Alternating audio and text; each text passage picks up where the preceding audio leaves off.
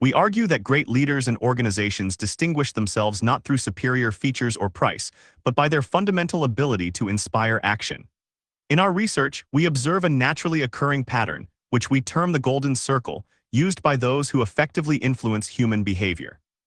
This pattern consistently prioritizes the why of an entity, which represents its core purpose, cause, or belief, over the what, which refers merely to the products or services it produces. We contend that when an entity starts by clearly articulating its underlying cause, it creates a powerful emotional resonance that motivates individuals not because they are coerced, but because they genuinely want to participate in the vision. By focusing on what truly works, we aim to provide a guide that amplifies effective leadership practices rather than simply addressing failures in current models, as we believe starting with the wrong questions inevitably leads to incorrect conclusions, regardless of how accurate the answers may appear to be. We present the case of the Wright brothers compared to Samuel Pierpont Langley as a quintessential example of this phenomenon in our early investigations. While Langley possessed every advantage in terms of funding, expert talent, and high-level government connections, his motivation was rooted primarily in the desire for fame, which failed to inspire the dedication necessary for a groundbreaking achievement. In contrast, the Wright brothers, despite lacking formal education and operating with limited resources in a humble bicycle shop, were propelled by an intense shared passion for flight that moved their entire team. We demonstrate that this difference was not a matter of luck or scientific acumen, as both teams were equally capable in those respects, but rather a direct result of the Wright brothers starting with a clear why that fundamentally changed the trajectory of human history. Similarly, we examine the evolution of companies such as Apple to show how starting with a clear sense of purpose fosters long-term innovation and sustains a loyal following across diverse industries. We observe that Apple does not define itself by the hardware it manufactures, but rather by its core belief in challenging the status quo and empowering the individual, which allows it to successfully enter and disrupt markets ranging from music to mobile telephony. We contrast this with other organizations that have lost their way by defining themselves strictly by their products, which inevitably leads them to compete as commodities. Through these observations, we conclude that leaders who start with why create a sense of belonging, which is a powerful psychological driver that encourages people to support their ideas even during periods of inconvenience or personal sacrifice. We begin by challenging the pervasive tendency to make decisions based on incomplete or inaccurate data, which we illustrate through a comparative analysis of leadership during the 20th century. We point out that human beings often make assumptions based on perceived truths that lack sufficient context, such as the historical belief that the Earth was flat, which severely limited human exploration until the underlying premise was corrected. In the business context, we observe that organizations frequently gather massive amounts of data in an attempt to reach the right decisions, yet they often fail because their initial assumptions are fundamentally flawed. We suggest that logic alone, while necessary for gathering information, is not sufficient for achieving repeatable success, as it often ignores the invisible underlying factors that drive human commitment and long-term viability. We illustrate the danger of relying on superficial solutions through the metaphor of rubber mallets used by American auto executives to force doors into place, contrasting them with Japanese counterparts who engineered the perfect fit from the very beginning of the design process. We argue that many organizations operate in a world of tangible goals where they rely on quick-fix tactics to achieve desired outcomes, much like hammering a door until it fits. However, we contend that great leaders prioritize the things that cannot be seen, ensuring that every decision fits the original intention rather than fixing discrepancies after the fact. This structural integrity is what separates companies with an outsized amount of influence from those that struggle to sustain their performance over time. Furthermore, we warn that even when decisions yield positive results, we often misidentify the reasons for that success, attributing it to our own intelligence when it may actually be a result of external factors or luck. We insist that to ensure decisions yield the best repeatable results, leaders must look beyond their rational, information-hungry brains and consider the emotional drivers that exist outside of traditional data sets. We maintain that more information does not always help, especially when a flawed assumption sets the entire analytical process in motion, leading organizations to repeat the same mistakes while believing they are making educated, data-driven choices. We identify two primary methods for influencing human behavior: manipulation and inspiration.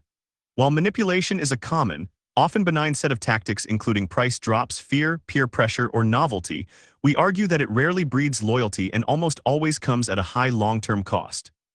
We observe that most companies have no clue why their customers are actually their customers, which leads them to rely heavily on these short-term fixes. By playing the price game, organizations effectively turn themselves into commodities, creating a downward spiral where margins are cut thinner and thinner until the business relies entirely on constant discounting to sustain its existence. We explain that promotions and rebates are designed to lure customers into single transactions, which makes them effective for short-term gains, but inherently useless for building a lasting relationship. We note that the rebate industry even has terminology for customers who fail to redeem their offers, such as breakage and slippage, which retailers essentially use as a tax on the disorganized.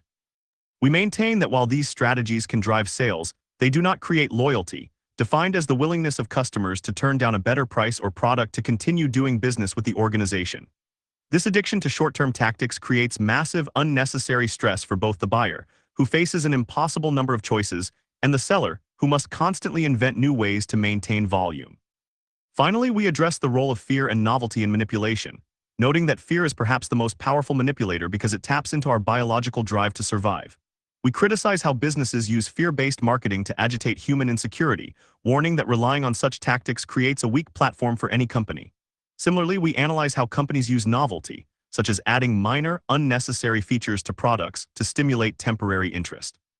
We conclude that real innovation changes the course of industries, whereas the novelty added by most companies is just a shiny object designed to distract customers, which eventually loses its impact and fails to add any meaningful long-term value to the consumer or the organization.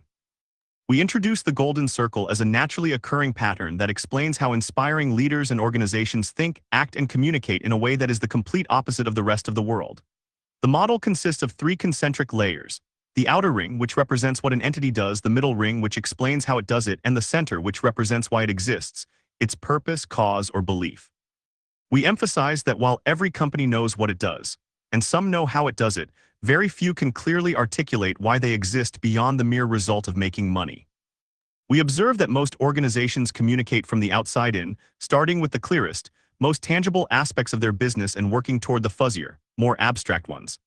In contrast, we maintain that inspired organizations communicate from the inside out, starting with their why and using their products or services as tangible proof of that belief.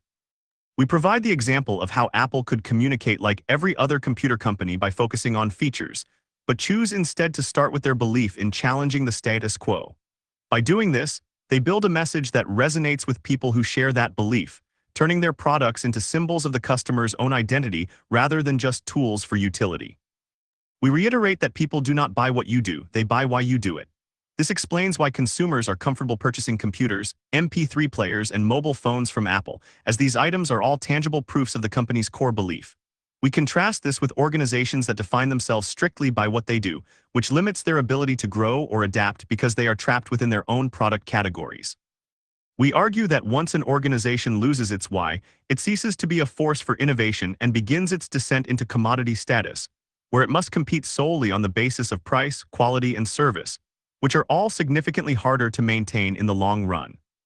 We assert that the power of starting with why is not merely a matter of opinion or business strategy, but is firmly grounded in the biology of the human brain. When we examine the structure of the brain, we find that the layers of the golden circle correspond precisely with the three major levels of the brain. The newest part, the neocortex, corresponds to the what level and is responsible for rational, analytical thought and language. The middle two sections, which comprise the limbic brain, are responsible for our feelings, such as trust and loyalty and all human behavior and decision-making, yet this area has no capacity for language. We explain that when companies communicate from the outside in by starting with the what, they are providing rational data that the neocortex can process, but they are not reaching the limbic brain where decisions are actually made. When we communicate from the inside out, we talk directly to the decision-making center of the brain, which is why gut decisions often feel right even when they defy empirical evidence. We highlight that because the limbic brain lacks the capacity for language, humans often struggle to explain why they make certain choices, leading them to rationalize those decisions later using data from the neocortex.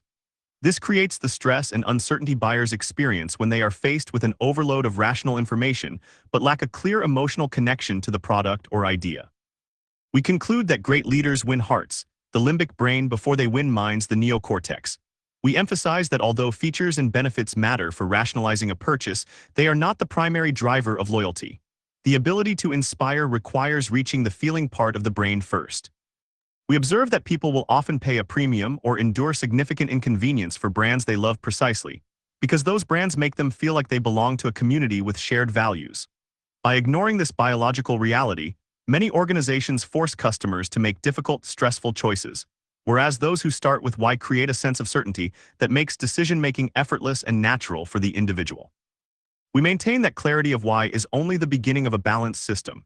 An organization must also possess the discipline to hold itself accountable to its values and the consistency to ensure that everything it says and does reflects its core belief. We warn against the trend of articulating values as nouns, such as integrity or innovation, because nouns are not actionable and cannot be used to build systems or measure behavior. Instead, we advocate for expressing values as verbs, such as always doing the right thing or looking at problems from different angles, which allows for accountability and provides a framework for decision-making in any situation. We argue that authenticity is achieved only when the golden circle is in perfect balance, meaning everything the organization says and does is a reflection of what it actually believes.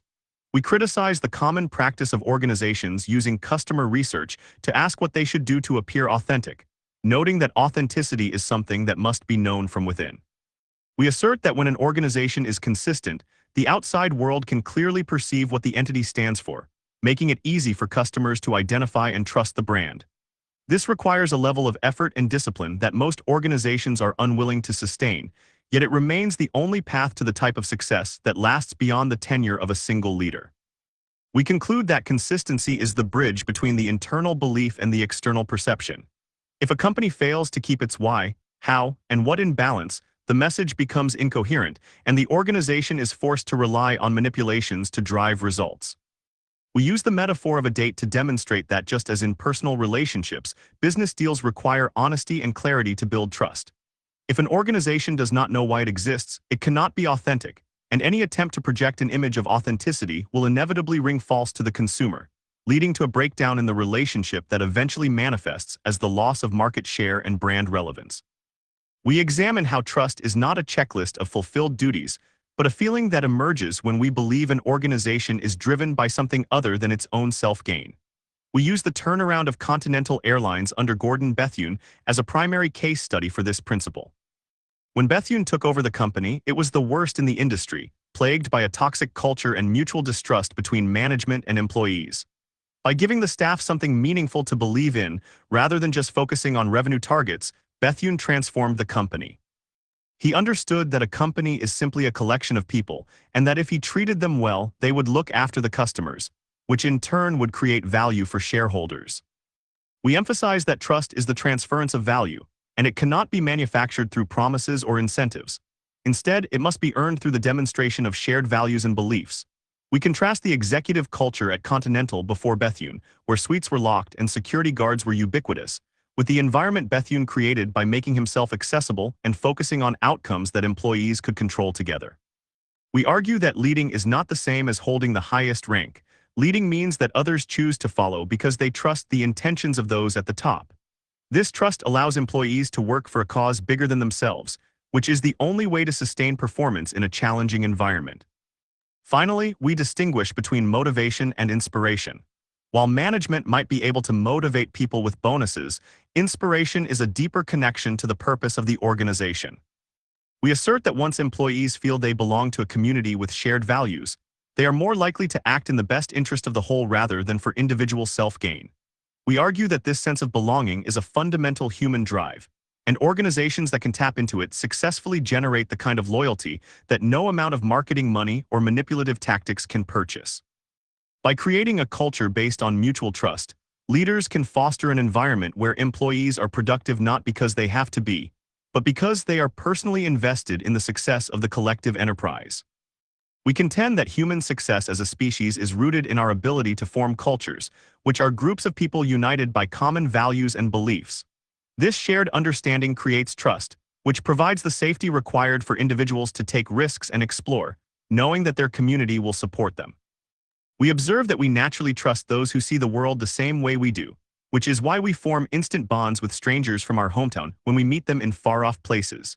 This desire to belong is so powerful that it overrides rational economic calculations, causing individuals to make choices that reinforce their identity as part of a particular group. We observe how this biological imperative affects business and politics, noting that we are consistently drawn to leaders who can effectively communicate what they believe. We use the metaphor of Dr. Martin Luther King Jr. March on Washington to demonstrate how he was able to inspire people of all races and backgrounds to stand together not for him, but for their own shared belief in equality. The people who showed up that day did so because they wanted to be part of an America that reflected their internal values. We argue that great organizations function in the same way, acting as catalysts for a belief set that customers and employees are proud to be associated with through their patronage or their labor. We conclude that our need for belonging also helps us spot inauthentic behavior in organizations. When a company tries to sell things that do not align with its established personality, the public instinctively feels that something is wrong. We point out that we don't buy products from companies just because they are efficient. We buy them because they are symbols that help us express who we are. By ignoring this, many organizations fail to recognize that the most loyal followers are not those who are simply satisfied with the product, but those who are emotionally committed to the belief the symbol represents. This is the bedrock upon which the most successful organizations of our time have been built. We propose that the greatest challenge in organizational development is finding people who share the company's core beliefs. We tell the story of Ernest Shackleton, who, when recruiting for a dangerous Antarctic expedition, ran an ad that highlighted the hazards and potential for recognition rather than listing standard qualifications. Shackleton did not seek those with the most experience but those who were drawn to his specific cause. He understood that in extreme circumstances, technical proficiency is secondary to an unwavering commitment to the mission. We argue that great leaders prioritize this alignment of belief over skill set, which can always be taught later if the attitude is correct. We criticize the typical hiring process, which relies on standardized ads listing job functions and perks, which fail to differentiate the organization or attract individuals who are passionate about the cause. We argue that organizations must start with why when hiring, as this increases the likelihood of attracting people who are already motivated by the company's mission. We note that a high-performing engineer at one company might be entirely unproductive at another if the culture does not resonate with their personal philosophy. The goal, we maintain, is to hire people who believe what you believe and who fit the culture you have fostered, as these are the individuals who will naturally strive for the group's success. Finally, we suggest that the most innovative organizations do not just give their employees something to do, but something to work toward. We contrast the stonemason who sees his job as laying bricks with the one who sees his job as building a cathedral. The difference in their output and loyalty is not the work itself, but the sense of purpose that defines it. By hiring people who share a common cause, leaders can create an environment of camaraderie where everyone understands their role in the bigger picture. When people feel that their contributions matter, they go above and beyond the requirements of their job description to advance the mission, resulting in a system where success becomes an inevitable byproduct of the shared vision rather than just an end in itself. We argue that great organizational achievements rely on a rare partnership between the visionary, who knows why, and the builder, who knows how. The visionary tends to be an optimist with an overactive imagination, focused on future possibilities that others cannot yet see, while the builder is a realist focused on the practical systems and processes required to make that vision tangible. One is not better than the other, but we contend that they are essential to each other's success. Without the builder, the visionary remains a starving dreamer. Without the visionary, the builder creates efficient systems that lead to nowhere meaningful. We look at historical examples such as Walt Disney and his brother Roy, or Steve Jobs and Steve Wozniak, to illustrate how these complementary roles drive success. Walt Disney was the dreamer, while Roy Disney managed the finances and built the business that turned those dreams into an empire. Similarly, Steve Jobs was the evangelist for a vision of a rebellious, empowered individual, while Wozniak was the engineer who provided the tangible technology to make that vision possible. We note that these pairings are often successful because family bonds or long-term friendships foster a shared understanding of values and beliefs, which simplifies the coordination required to scale a vision. We explain that this dynamic is why many organizations fail to navigate the split that occurs when they become successful. When a company is small, the founder often performs both roles, but as it scales, they must consciously build a team that can bridge the gap between their passion and the necessary operational structure. We conclude that leaders must have the humility to recognize their own limitations and surround themselves with people who believe in their vision and have the expertise to execute it. This trust allows the visionary to remain focused on the why, while the builders ensure the how and what are executed with the discipline and consistency necessary to maintain the integrity of the cause. We introduce the metaphor of the megaphone to explain how an organization communicates its cause to the outside world. The leader stands at the source of the megaphone, representing the why, while the organization's systems and products flow through the horn to reach the market. For the megaphone to work effectively, the message must start with clarity. If the message is fuzzy at the source, no amount of money spent on advertising can make it resonate. We argue that many organizations spend millions on reach and frequency to broadcast messages that ultimately fail because they are focused on what the company does rather than what it believes. We caution that while money and publicity stunts can make a message loud, they cannot make it clear. We use the example of an ad campaign by Big Company Incorporated to illustrate how, despite having a massive budget and creative team, the message failed because it focused only on features and benefits, effectively cluttering the market with information that provided no reason for consumer loyalty. We compare this to the speech of Dr. Martin Luther King Jr., whose vision was clear enough to inspire a movement without the need for expensive advertising. His message was loud because it was true and echoed by those who shared his beliefs. Finally, we suggest that every organization must build its megaphone based on its foundational values, not just its market share. When an organization is consistent, its advertising, PR, and product design work in concert to amplify its belief, creating a powerful signal that penetrates the market's noise. We conclude that the test of an effective megaphone is whether the outside world can articulate what the company stands for using words that do not relate to price or quality.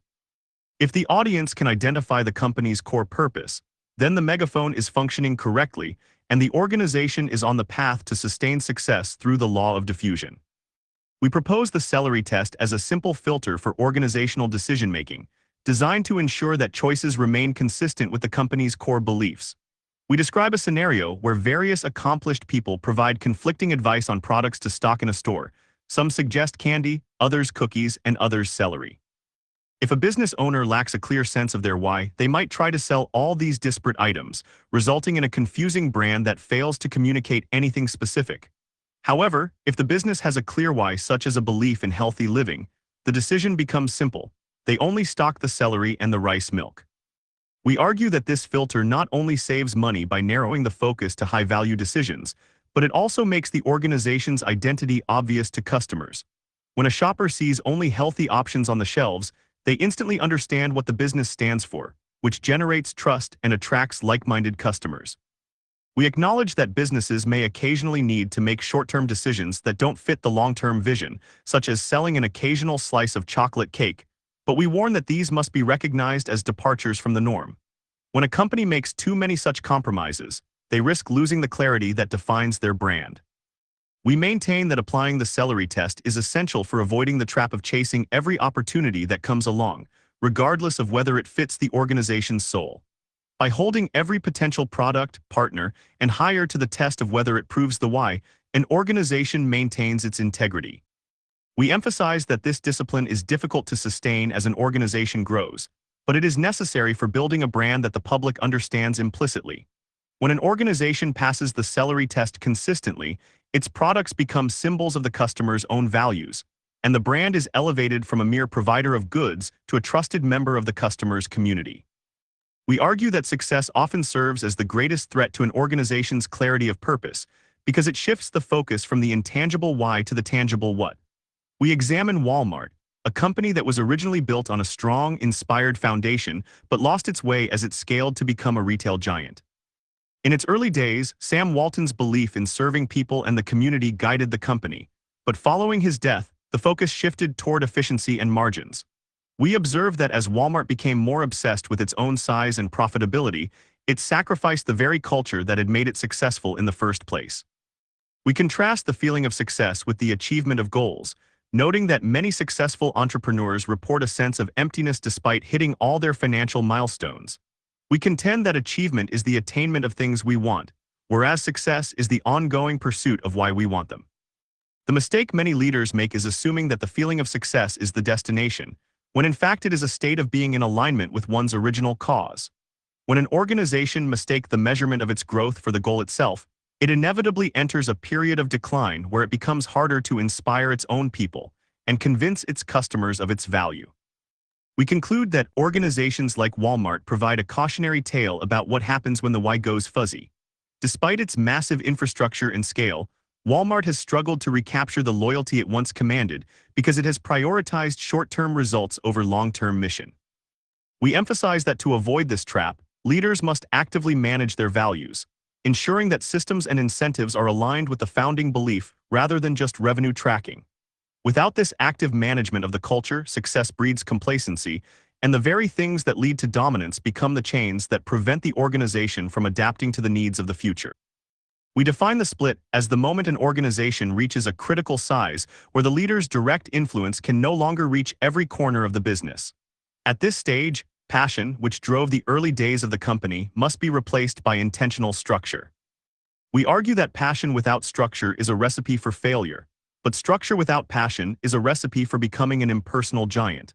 The challenge is to maintain the clarity of the why as the company expands from a handful of people to thousands, ensuring that every employee understands the original cause that the organization exists to champion. We analyze the life cycle of organizations, observing that growth is a natural and easily measurable metric, but the preservation of purpose is an effort that requires active maintenance. When an organization is small, the founder's personality is synonymous with the company's, and early adopters feel an innate sense of belonging.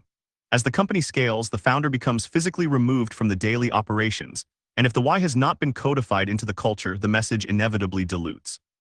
We identify this period as the moment where many companies lose their edge, transitioning from a movement that empowers people to a bureaucratic machine that merely manages products. Finally, we suggest that to pass the school bus test, the ability to survive without the founder, the why must be integrated into the culture so thoroughly that it functions independently of any single personality. We warn that if a company tries to replace its visionary founder with a leader who cares only about the bottom line, it will quickly see its market position erode. Success, we reiterate, requires finding a successor who is a champion of the original cause, rather than one who views the business as a turnkey operation to be optimized for profit. If the organization fails to bridge this gap, it may survive as a commodity, but it will lose the inspiration that made it a leader.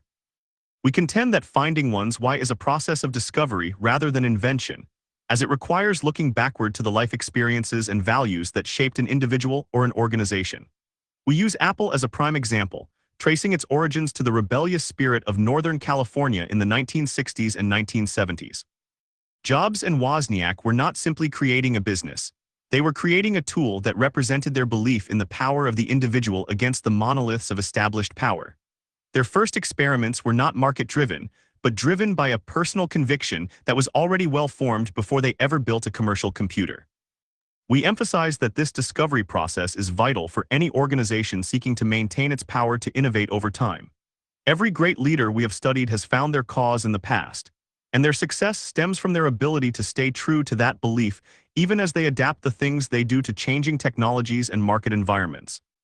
We note that the founders of inspiring companies never lose sight of what they were fighting for when they were in their basements or dorm rooms. This connection provides a stable anchor that allows them to experiment, fail, and try again without losing their core identity. Finally, we caution against the modern obsession with inventing a mission statement that sounds good for the public. A true why cannot be created in a boardroom. It must be excavated from the organization's history. By looking at what truly drives the organization, leaders can uncover the purpose that has been there all along. We conclude that when an organization clarifies its origins, it provides a powerful filter for all future decisions.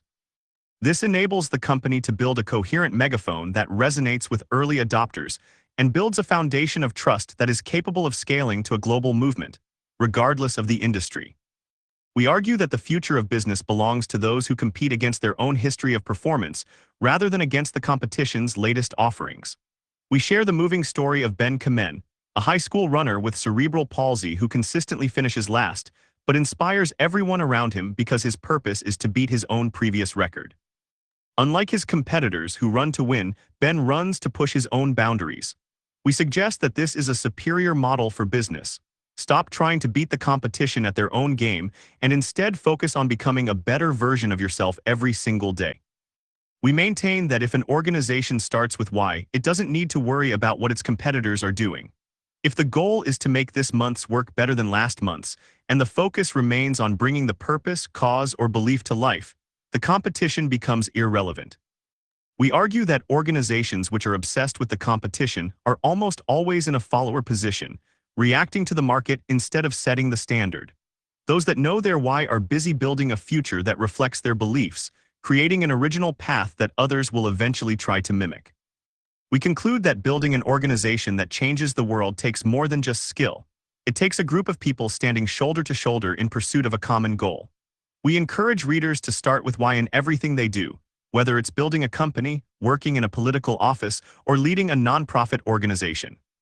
By sharing that sense of purpose, organizations can command the loyalty of the early adopters who will then spread the message to the rest of the world.